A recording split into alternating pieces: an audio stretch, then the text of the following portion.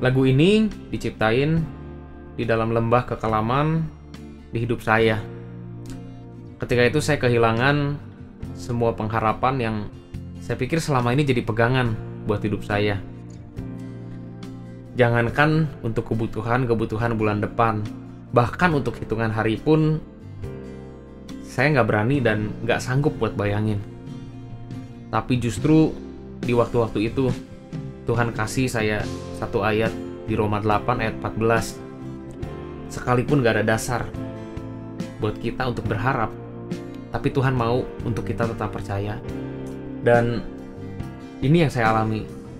Tuhan mau ngajarin saya bahwa cara kerja iman itu bukan menyangkali fakta yang ada. Iman tidak memungkiri kenyataan bahwa keadaan kita tetap keadaan kita. Sesuatu yang kita lihat memang seperti itu. Tapi iman bicara bahwa sesuatu yang Tuhan siapkan justru berbalikan dengan apa yang sedang kita hadapi saat ini. Tuhan mau iman kita gak ditentuin sama keadaan kita. Mungkin setiap kita ada dalam lembah kekelaman kita masing-masing. Lewat lagu ini, kita diingatkan untuk tetap lakuin bagian kita dan percaya Tuhan apapun keadaan yang kita hadapi saat ini.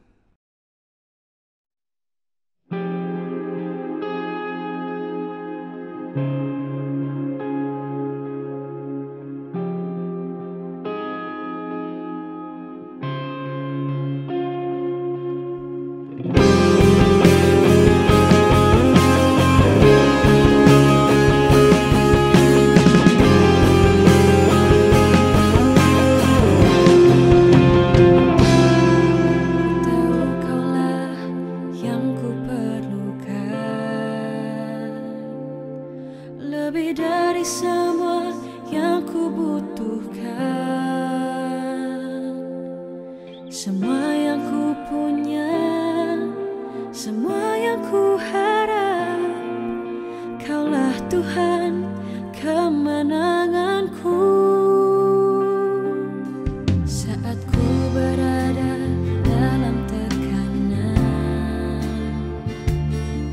juga saat ku dalam lembah kelam, hanya Engkau Yesus, hanya Engkau yang setia, penolongku dan pembelaku.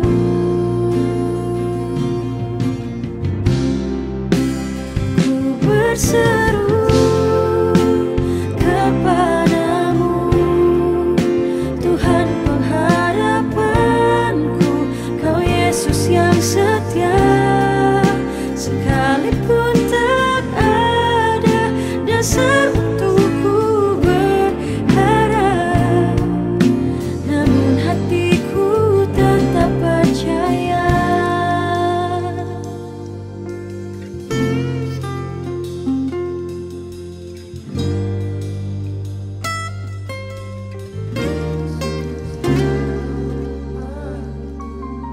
Saat ku berada dalam tekanan, juga saat ku dalam lembah kelam, hanya Engkau Yesus, hanya Engkau yang setia, penolongku dan pembelaku.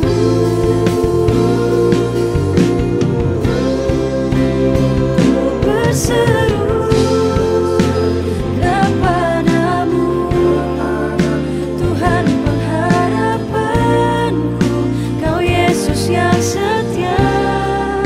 Sekalipun tak ada dasar untuk ku berharap, namun hatiku tetap percaya.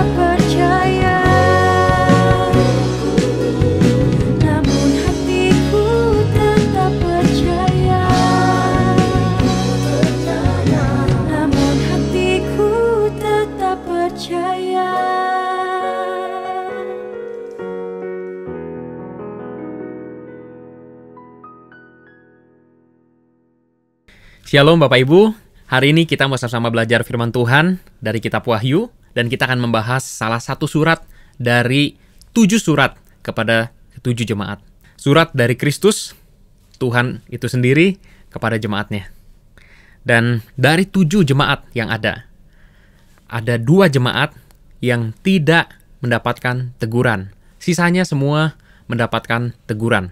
Tapi ada 2 jemaat, yaitu jemaat Smyrna dan jemaat Philadelphia. Kita akan belajar apa yang spesial, apa yang membuat jemaat ini patut untuk kita pelajari kehidupannya. Mari Bapak Ibu, kita boleh sama-sama membaca Wahyu pasal yang kedua, ayat 8 sampai ayat yang ke-11. Dan tuliskanlah kepada jemaat di Smyrna, inilah firman dari yang awal dan yang akhir, yang telah mati dan hidup kembali. Aku tahu kesusahanmu dan kemiskinanmu, namun engkau kaya, dan fitnah mereka yang menyebut dirinya orang Yahudi, tetapi yang sebenarnya tidak demikian, sebaliknya mereka adalah jemaah iblis. Jangan takut terhadap apa yang harus engkau derita. Sesungguhnya iblis akan melemparkan beberapa orang dari antaramu ke dalam penjara, supaya kamu dicobai dan kamu akan beroleh kesusahan selama 10 hari. Hendaklah engkau setia sampai mati, dan aku akan mengaruniakan kepadamu mahkota kehidupan. Siapa bertelinga hendaklah ia mendengarkan apa yang dikatakan Roh kepada jemaat-jemaat. Barang siapa menang, ia tidak akan menderita apa-apa oleh kematian yang kedua. Mari kita berdoa. Bapa di dalam surga, kami sungguh mengucap syukur Tuhan, ada waktu untuk kami boleh kembali merenungkan firman Tuhan. Kami boleh belajar firman Tuhan. Dan kami percaya Roh Kudus-Mu yang memampukan kami untuk boleh memahami, mengerti kehendak Tuhan. Di dalam nama Tuhan Yesus, dimanapun kami berada saat ini, kami diberkati lewat firman Tuhan. Haleluya. Amin. Ya, Bapak Ibu, ada satu keadaan penganiayaan yang sebetulnya keadaan ini sudah sering kali diingatkan Yesus dalam pelayanannya dan tercatat di kitab Injil, misalnya di Yohanes 16 ayat 33, mengingatkan bahwa semuanya itu kukatakan kepadamu supaya kamu beroleh damai sejahtera dalam aku. Dalam dunia kamu menderita penganiayaan, tetapi kuatkanlah hatimu, aku telah mengalahkan dunia. Dan di 2 Timotius 3 ayat 12 dikatakan, memang setiap orang yang mau hidup beribadah di dalam Kristus Yesus akan menderita aniaya. Kalau kita baca surat Petrus, 1 Petrus pasal yang kedua, pasal yang ketiga, pasal yang keempat, dan pasal yang kelima, bicara tentang penganiayaan, bicara tentang penderitaan yang mungkin dan akan dialami oleh kita orang-orang Kristen. Namun di ayat yang ke-10 dari pasal yang kelima berkata, dan Allah sumber segala kasih karunia yang telah memanggil kamu dalam Kristus kepada kemuliaan yang kekal, akan melengkapi, meneguhkan, menguatkan, dan mengokohkan kamu sesudah kamu menderita seketika lamanya. Jadi Bapak Ibu, sebetulnya kita boleh belajar bahwa penganiayaan itulah yang akan membuat gereja semakin kuat. Kita akan ketemu Bapak Ibu dengan orang-orang yang militan, anak-anak Tuhan yang begitu kuat, yang punya ketekunan, yang dewasa. Justru kita akan lebih banyak ketemu dengan mereka di tempat-tempat di mana kekristenan ditindas, di mana kekristenan ditekan, dianiaya. Dan sebaliknya, kita akan ketemu dengan orang-orang Kristen yang sekedar percaya, yang mungkin tidak sungguh-sungguh, yang menjalani kehidupan kekristenan dan seringkali menyalahgunakan, memanfaatkan kekristenan. Itu justru banyak kita temui di daerah-daerah yang nyaman. Nah, Bapak Ibu, saya perlu sedikit cerita tentang sejarah gereja Smyrna untuk kita boleh memahami konteks daripada surat yang ditulis yang kita baca di Wahyu pasal yang kedua ayat 8 sampai 11 tadi. Bapak Ibu, Smyrna adalah kota yang kita bisa temui di zaman itu, kira-kira 2000 tahun yang lalu, 40-50 km dari kota Efesus ke arah utara. Dan Smyrna ini kota pelabuhan, kota perdagangan. Di sana banyak sekali bangunan-bangunan yang begitu megah, dan justru di tempat itulah harga paling mahal untuk orang Kristen bisa hidup. Untuk seorang bisa menjalani kehidupan kekristenannya sebagai jemaat mula-mula. Di sanalah tempat yang paling mahal harganya. Berat sekali Bapak Ibu untuk jadi anak Tuhan di sana. Tempat di sanalah anak-anak Tuhan diuji, dimurnikan, tempat di mana Injil sangat ditolak. Dan kita baca sama-sama di Wahyu 2 tadi, bagaimana akhirnya Tuhan begitu menghargai kehidupan mereka, perjuangan mereka, ketekunan mereka. Nah, Bapak Ibu, bahwa kaisar-kaisar yang memimpin kerajaan Romawi di zaman itu terkenal sangat kejam. Dan salah satunya adalah Kaisar Flavius Domitianus. Dan kaisar ini juga termasuk kaisar yang tidak kenal belas kasihan. Dia senang sekali melihat darah daripada lawan-lawannya tertumpah. Di abad yang pertama, di kala jemaat mula-mula mereka hidup, secara khusus di kota Smyrna, kota yang juga adalah kota jajahan dari Kekaisaran Romawi. Kota inilah dan jemaat di tempat inilah yang menjadi tujuan daripada surat yang kita baca. Saya akan bacakan kembali ayat yang ke-8. Dan tuliskanlah kepada malaikat jemaat di Smyrna. Inilah firman dari yang awal dan yang akhir, yang telah mati dan hidup kembali.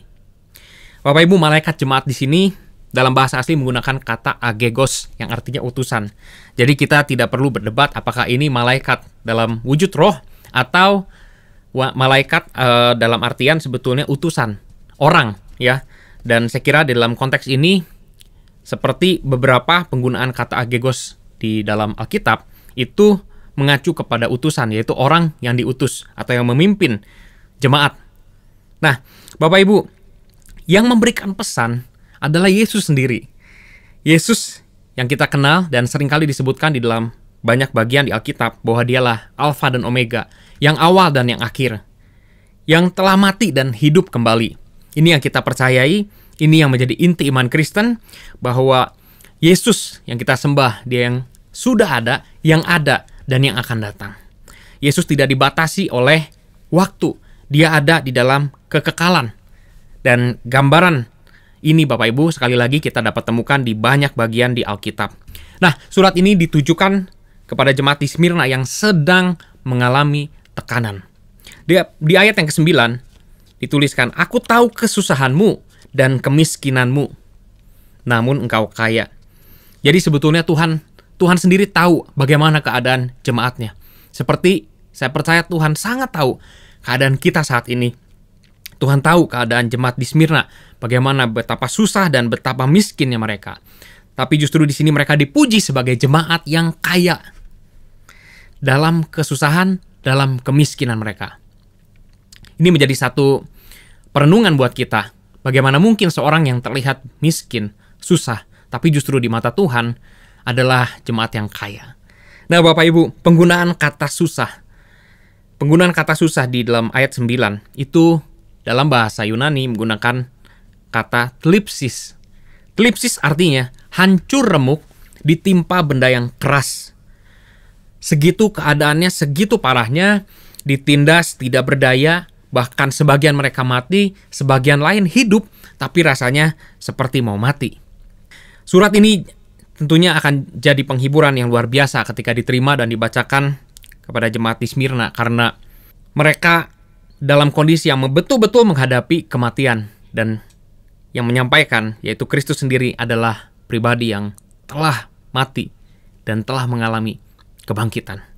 Yesus disiksa, Yesus dianiaya, dia telah mati dan telah mengalami kebangkitan. Ini jadi satu pengharapan yang luar biasa bagi jemaat-jemaat di Smyrna. Nah, arti kata Smyrna itu sendiri, Bapak Ibu, adalah mur atau kemenyan, wangi-wangian yang kita tahu ini jadi salah satu persembahan dari orang-orang Majus pada kelahiran Juru Selamat. Dan di Yohanes 19 juga dicatat digunakan kata yang sama, yaitu ketika mayat Yesus dibubuhi rempah-rempah dan wangi-wangian. Dan mur inilah merupakan gambaran dari penderitaan, kematian. Dan nama Smyrna, Bapak Ibu, betul-betul bagaimana gereja di Smyrna itu mengalami makna dari atau arti kata, yaitu sebagai gereja yang menghadapi kematian, suffering church. Nah, seperti mur, Bapak Ibu, akan keluar wangi-wangiannya ketika ditekan, maka demikianlah anak-anak Tuhan di Smyrna. Tuhan izinkan Tuhan izinkan iblis menekan mereka, menganiaya mereka, agar kualitas terbaik bisa keluar, agar wangi-wangian terbaik bisa keluar. Saya lanjut sedikit kepada sejarah, karena hari ini kita akan memahami firman Tuhan dan dibantu dengan kita mengetahui sejarah pada saat surat ini ditulis. Di abad yang pertama, Bapak Ibu, di mana Smyrna itu adalah satu kota di Asia Kecil. Asia Kecil adalah tempat yang indah, dan Smyrna itu salah satu tempat yang paling indah. Disebutkan the most beautiful city. Nah, di Smyrna, Bapak Ibu, ada banyak sekali kita bisa temukan bangunan-bangunan dengan arsitektur yang bagus. Dan bagaimana akhirnya kota ini dibangun kembali setelah hancur akibat perang dan gempa bumi. Di zaman itu, Kekaisaran Romawi, Bapak Ibu, kerajaan Romawi, itu banyak bekerja sama, bersekutu sudah sejak lama sehingga membantu banyak pembangunan di Smyrna. Dan kota Smyrna ini menjadi kota yang sangat ideal untuk ditinggali, di mana pendidikannya itu maju, kesehatannya, fasilitas kesehatan, pusat pengobatan, dan secara militer, kota ini juga kuat. Nah, Bapak Ibu, sekaligus selain indah, kota ini juga, kota Smyrna adalah kota tempat pusat penyembahan dewa-dewa. Jadi kalau kita kenal dalam budaya Yunani, ada dewa Zeus, ada dewa Apollos, mereka percaya ada dewi Artemis, dan masing-masing dewa-dewi punya kuil, dan hampir semua ada kuilnya di kota Smyrna. Bahkan ada satu kuil khusus untuk ritus penyembahan kepada kaisar, dan setiap rakyat itu wajib, setiap penduduk kota Smyrna itu wajib membawa persembahan dan bakaran untuk dipersembahkan sebagai penyembahan kepada kaisar. Apabila ini tidak dilakukan, maka mereka tidak akan mendapatkan sertifikat, ya, semacam persyaratan untuk mereka bisa hidup, berdagang di kota tersebut. Sehingga kehidupan anak-anak Tuhan menjadi begitu sulit karena mereka tahu bahwa iman mereka tidak mengajarkan bahwa kaisar adalah Tuhan. Iman percaya, anak-anak Tuhan saat itu percaya bahwa Yesus adalah Tuhan. Sementara Romawi mengklaim bahwa kaisar adalah Tuhan. Ini jadi satu perdebatan. Sehingga pada waktu itu orang-orang Kristen atau jemaat-jemaat mula-mula di Smyrna, mereka berhadapan dengan 3 kelompok orang. Yang pertama adalah masyarakat Smyrna itu sendiri yang dipengaruhi budaya Yunani. Dengan politeismenya, mereka menyembah dewa-dewa. Mereka mempersembahkan persembahan kepada dewa-dewa. Dan ini artinya bertentangan dengan iman Kristen yang mengakui Yesus sebagai Tuhan.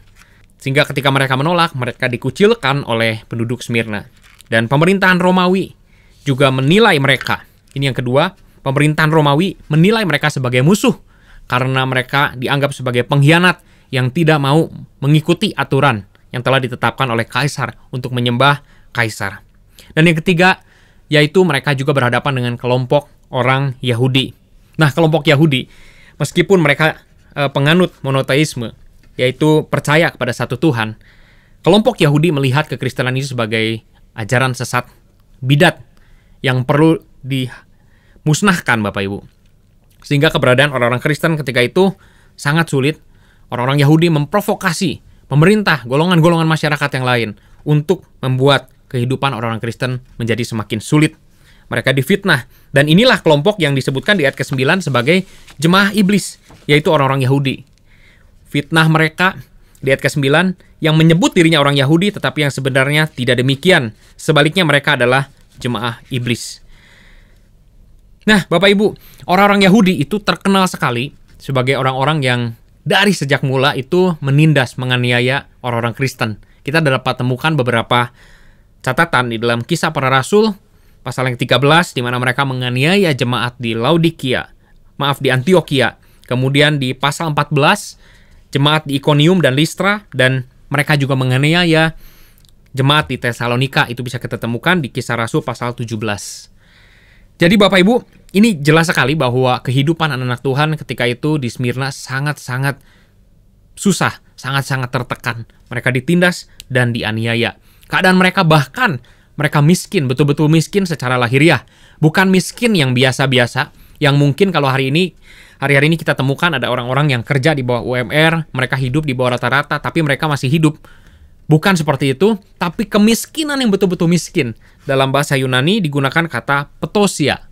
Ini menggambarkan bahwa mereka tidak punya apa-apa. Betul-betul miskin. Mau kerja mereka susah. Tidak diterima karena orang Kristen. Mau berdagang tidak ada yang mau beli. Mereka mau beli pun bahkan orang tidak mau jual. Jadi kalau ada gambaran keadaan, seperti yang kita mungkin seringkali dengar, satu waktu nanti ada keadaan di mana kita sulit membeli, sulit menjual, bahwa jemaat di Smyrna sudah mengalaminya Bapak Ibu. Ini satu tekanan. Bahkan mereka mau berusaha pun, izin dan lain sebagainya dipersulit. Mereka mengalami diskriminasi sosial. Mereka mengalami hak suaranya tidak ada. Secara politik mereka didiskriminasi. Secara ekonomi mereka didiskriminasi. Ini dialami oleh orang-orang percaya. Nah, Bapak Ibu, ada satu cerita. Ini kisah nyata tentang seorang bapak gereja yang akan saya ceritakan. Dan beliau adalah bapak gereja di Smyrna, pemimpin jemaat, seorang bernama Polikarpus. Apa yang dialami Polikarpus ini boleh memberikan satu gambaran untuk kita boleh memahami apa yang terjadi di masa itu pada jemaat Tuhan. Nah, Bapak Ibu, Polikarpus ini seorang murid daripada Yohanes atau partner pelayanan daripada Rasul Yohanes yang menggembalakan jemaat di Smyrna. Dan dalam beberapa surat dicatat bagaimana jemaat Tuhan mengalami fitnah, ditindas, dibunuh, dibakar, dan diberikan kepada binatang-binatang buas, diperhadapkan di arena-arena, di tempat-tempat olahraga, di stadion. Mereka dijadikan tontonan dan diperhadapkan pada singa, kepada binatang-binatangnya buas. Dan sekali waktu pada masa-masa perhelatan akbar, olahraga diadakan di kota Smyrna. Pada waktu itu keadaan kota sedang ramai dan ada provokasi besar-besaran yang mengatakan bahwa orang kafir harus dimusnahkan. Dan di sanalah terjadi situasi yang semakin memanas dan penangkapan terhadap orang-orang Kristen. Secara khusus Polikarpus menjadi target utama karena ia sebagai salah satu pemimpin utama daripada jemaat Tuhan. Dan setelah beberapa waktu, ia akhirnya ditangkap, dan ketika ia ditangkap, sebelum ia dibawa kepada kereta yang akan membawanya ke kota, ia minta izin untuk berdoa selama 1 jam. Dan akhirnya para prajurit mengizinkan, dan ia berdoa, dan belum selesai. Kemudian para prajurit mulai berpikir apakah ini mau melarikan diri atau bagaimana. Sehingga akhirnya Polikarpus berdoa dan sambil ditunggu, sambil didengar oleh para prajurit. Para prajurit cukup kaget. Ia berdoa bukan untuk keselamatannya sendiri, tapi ia berdoa untuk keselamatan jemaat Tuhan. Untuk ketegaran hati, untuk kekuatan bagi jemaat yang ditinggalkannya. Nah, Bapak Ibu, dari sinilah para prajurit dan kepala prajurit menyadari bahwa mereka sebetulnya menangkap seorang bapak tua yang baik. Dan dengan penuh rasa kasihan, kepala prajurit di perjalanan membujuk Polikarpus untuk akhirnya menyembah kaisar, untuk memberikan persembahan kepada kaisar. Tapi Polikarpus, sekali lagi, ya dengan keteguhan, ia meyakini bahwa ia sudah dalam ketetapan yang benar, bahwa ia menyembah hanya kepada Yesus. Akhirnya Bapak Ibu, Polikarpus sampai kepada gubernur, dan gubernur berhak menjatuhkan hukuman mati ataupun membebaskan Polikarpus. Dan gubernur beberapa kali menyampaikan dan membujuk dan memerintahkan agar Polikarpus segera menyembah kepada kaisar Romawi. Tapi Polikarpus terus dan terus menolak. Akhirnya ia diancam Bapak Ibu untuk diserahkan kepada binatang buas.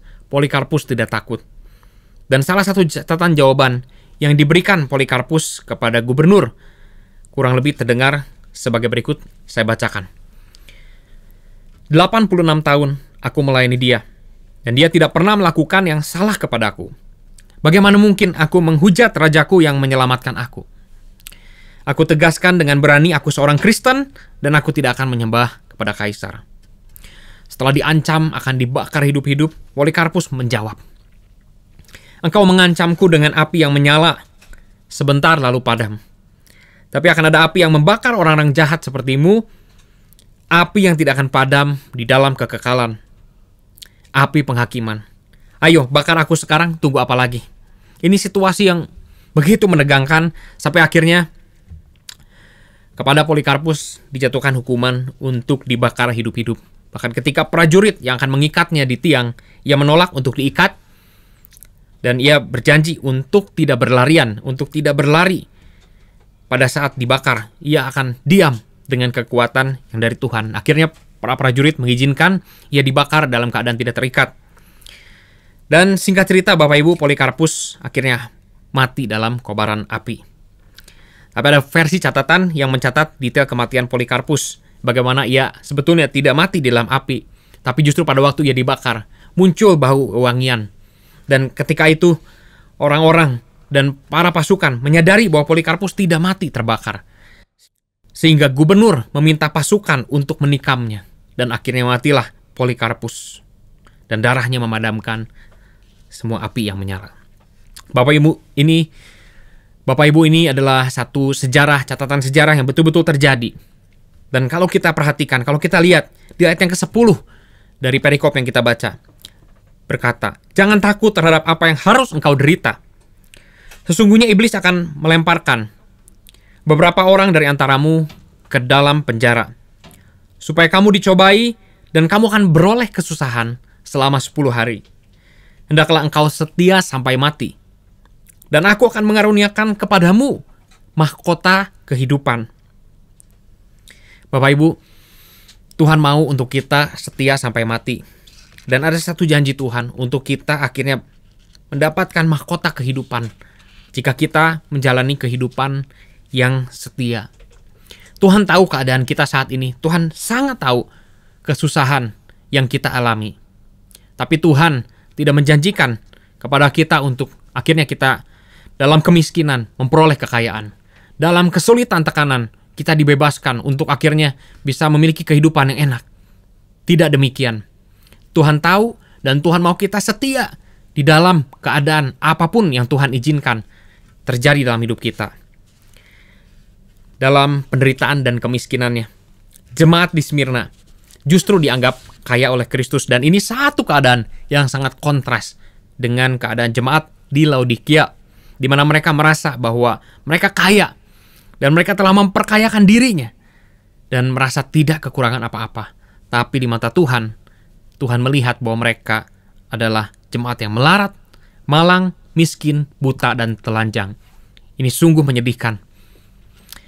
Bahwa jemaat di Smyrna adalah gambaran jemaat yang memiliki kekayaan rohani. Ini yang perlu kita pegang teguh. Ini yang perlu kita yakini, bahwa kekayaan rohani inilah yang perlu kita kejar. Ini yang perlu kita usahakan lebih dari apapun. Kita boleh mengusahakan hal-hal yang lain, tapi yang paling utama adalah kekayaan rohani. Bapak Ibu, jemaat di Laodikia, mereka makmur secara lahiriah, tapi akhirnya ternyata mereka sangat miskin dalam kekayaan rohaninya. 50-60 tahun kejadian apa yang terjadi di dalam sejarah, bagaimana mereka ditindas, mereka terus disiksa, bahkan kita membaca juga, kita mendengar juga bagaimana Polikarpus akhirnya harus martir. Ini merupakan satu penggenapan dari nubuatan surat yang ditulis kurang lebih 50-60 tahun sebelumnya. Dan saya percaya ini juga menjadi satu catatan yang penting untuk kita perhatikan sebagai jemaat Tuhan di segala zaman. Nah, Bapak Ibu, dengan demikian kita perlu dengan segala kerendahan hati kita menyadari kita jemaat yang begitu lemah dan kita membutuhkan kekuatan daripada Tuhan.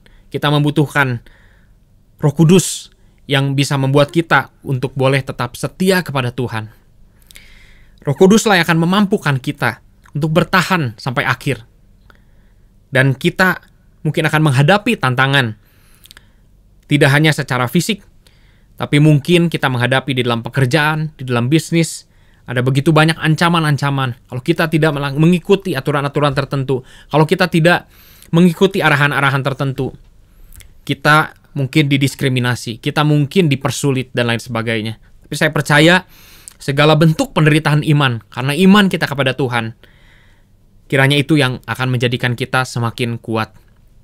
Di dalam Matius 24 ayat yang ke-13, dikatakan, tetapi orang yang bertahan sampai pada kesudahannya akan selamat. Konteksnya Bapak Ibu, ini adalah penganiayaan. Sekali lagi, jangan kita berpikir bahwa menjadi anak Tuhan itu satu kehidupan yang enak, yang nyaman. Tapi kita harus siap untuk menderita. Kita harus siap untuk menghadapi penganiayaan. Di ayat yang ke-9 dari Matius 24 dicatat, pada waktu itu kamu akan diserahkan supaya disiksa, dan kamu akan dibunuh dan akan dibenci semua bangsa oleh karena namaku. Dan banyak orang akan murtad dan mereka akan saling menyerahkan dan saling membenci. Banyak nabi palsu akan muncul dan menyesatkan banyak orang. Dan karena makin bertambahnya kedurhakaan, maka kasih kebanyakan orang akan menjadi dingin. Tetapi orang yang bertahan sampai pada kesudahannya akan selamat, dan Injil Kerajaan ini akan diberitakan di seluruh dunia menjadi kesaksian bagi semua bangsa. Sesudah itu barulah tiba kesudahannya. Sebagai pengikut Kristus yang sejati, kita akan mengalami penganiayaan dalam bentuk apapun. Sekali lagi Bapak Ibu. Tapi Tuhan mau untuk kita tetap setia dan tetap bertahan. Dan saya percaya kekuatan itu Tuhan yang akan memberikannya bagi kita. Sebagai ayat terakhir Bapak Ibu di Wahyu 20 ayat 11 dan sampai 15, saya akan bacakan ini satu gambaran tentang kematian yang kedua. Lalu aku melihat satu tahta putih yang besar, dan dia yang duduk di atasnya. Dari hadapannya lah lenyaplah bumi dan langit, dan tidak ditemukan lagi tempatnya. Dan aku melihat orang-orang mati, besar dan kecil, berdiri di depan tahta itu. Lalu dibukalah semua kitab, dan dibuka juga sebuah kitab lain, yaitu kitab kehidupan. Dan orang-orang mati dihakimi menurut perbuatan mereka berdasarkan apa yang tertulis dalam kitab-kitab itu. Maka laut menyerahkan orang-orang mati yang ada di dalamnya, dan maut dan kerajaan maut menyerahkan orang-orang mati yang ada di dalamnya. Dan mereka dihakimi masing-masing menurut perbuatannya. Lalu maut dan kerajaan maut itu dilemparkanlah ke dalam lautan api. Itulah kematian yang kedua, lautan api. Dan setiap orang yang tidak ditemukan namanya tertulis dalam kitab kehidupan itu, ia dilemparkan ke dalam lautan api itu. Inilah yang disebutkan di dalam Wahyu 2 ayat 11 sebagai penutup, bahwa siapa bertelinga hendaklah ia mendengarkan apa yang dikatakan Roh kepada jemaat-jemaat. Barang siapa menang, ia tidak akan menderita apa-apa oleh kematian yang kedua. Mari Bapak Ibu, dengan pertolongan Roh Kudus, kita boleh tetap menjalani kehidupan yang setia, kehidupan di dalam kebenaran dengan pertolongan Tuhan. Amin. Mari kita berdoa. Tuhan Yesus, kami mengucap syukur, kami boleh mendengar firman Tuhan, kami boleh kembali diberkati lewat firman Tuhan, dan kami percaya Tuhan, kalau Engkau boleh mengingatkan kami hari ini untuk menjalani kehidupan yang setia. Engkau yang memampukan kami Tuhan untuk boleh memilih atau memutuskan hal-hal yang berkenan di hadapan Engkau. Ada banyak godaan, ada banyak ancaman, ada banyak tantangan dalam kehidupan kami, dalam pekerjaan, dalam bisnis kami, dalam hal-hal yang keseharian kami Tuhan, untuk kami boleh meninggalkan Engkau, untuk kami boleh menukar iman kami, tapi kami hari ini boleh kembali diingatkan, untuk kami boleh setia sampai mati. Biarlah Engkau Tuhan yang memampukan kami, dan kami percaya Roh Kudus-Mu yang di dalam kami Tuhan, memberikan kami kemampuan, mengingatkan kami, menegur kami, memperbaiki kesalahan kami. Dan kami percaya Tuhan, pada waktunya Engkau sendiri akan menjemput kami, dan kami boleh memiliki satu kehidupan di dalam kekekalan bersama dengan Engkau. Terima kasih Tuhan, Engkau yang memberkati setiap anak-anak-Mu Tuhan, dimanapun kami berada. Setiap kami yang sakit, boleh Engkau sembuhkan, Engkau yang menjamah, dan kami percaya hidup kami sepenuhnya ada di dalam tangan Tuhan. Setiap kami yang mungkin sedang bergumul dalam pekerjaan, dalam bisnis, Engkau yang menjadi jawaban, Engkau yang memberikan pertolongan kepada kami Tuhan, dengan cara-Mu yang ajaib. Dan setiap kami Bapa, setiap pergumulan apapun, kami percaya Engkau yang akan memberikan setiap hal yang terbaik untuk boleh kami hadapi, untuk boleh kami lalui bersama dengan Engkau. Di dalam nama Tuhan Yesus, kami sudah diberkati. Haleluya. Amin.